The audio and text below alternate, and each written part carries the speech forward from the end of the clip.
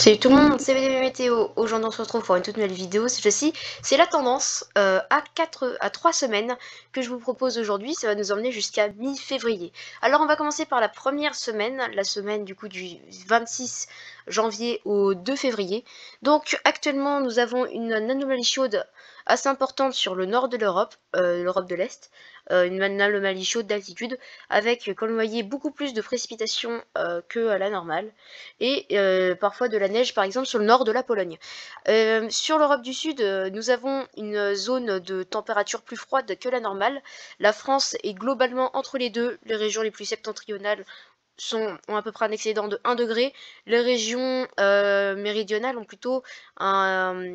sont plutôt en dessous de 1 degré. Voilà, donc il y a 2 degrés de différence dans la moyenne entre le nord et le sud.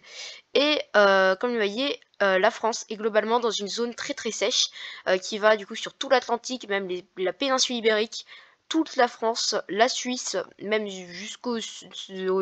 au nord et au centre de l'Italie, également sur le Portugal et l'Espagne. Ensuite, on va passer à la deuxième semaine, la semaine du 2 au 9 février. Du coup, là, la zone plutôt sèche se rétracte un petit peu, elle est un peu moins virulente. D'ailleurs, les écarts de température entre les régions méridionales de l'Europe et les régions septentrionales de l'Europe, en tout cas en termes d'anomalies, se resserre un petit peu. Il y a moins d'écart entre le sud et le nord de l'Europe. Malgré tout, on constate encore une zone de masse d'air plutôt fraîche par rapport au normal de saison sur le Maghreb des régions du Maghreb jusqu'au sud de l'Italie. Et la France est globalement encore dans une zone de température de saison, peut-être un petit peu au-dessus, encore une fois, sur les régions septentrionales du pays. Et l'Europe du Nord restera encore dans des températures un petit peu au-dessus, et surtout dans une zone plus humide de l'Europe, alors que l'Europe de l'Ouest sera sur une zone un peu moins humide, même si elle sera rétractable, enfin un peu moins humide, plutôt sèche. Ensuite, on va passer à la semaine du 9 au 16 février 2022. Alors là, cette fois-ci, c'est un peu moins fiable.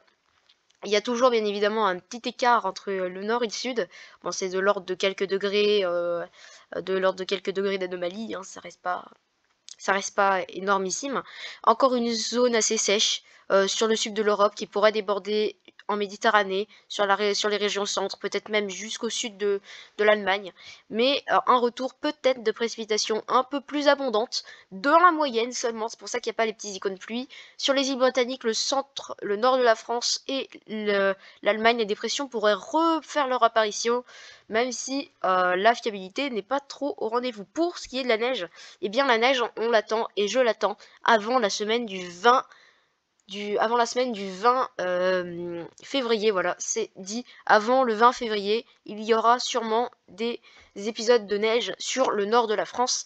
En tout cas, je l'espère vraiment. En tout cas, voilà, je parie sur 20 février. Je sais pas si vous aussi vous pariez sur 20 février. Allez dans les commentaires quel jour il va neiger tout simplement et vous essayez de parier tout. On va pas faire des trucs comme ça, mais en tout cas, enfin on va pas parier de l'argent et tout, on n'est pas comme ça. En tout cas, voilà.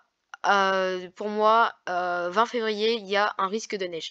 Voilà, donc, du coup, j'espère que cette vidéo vous aura plu, et bye.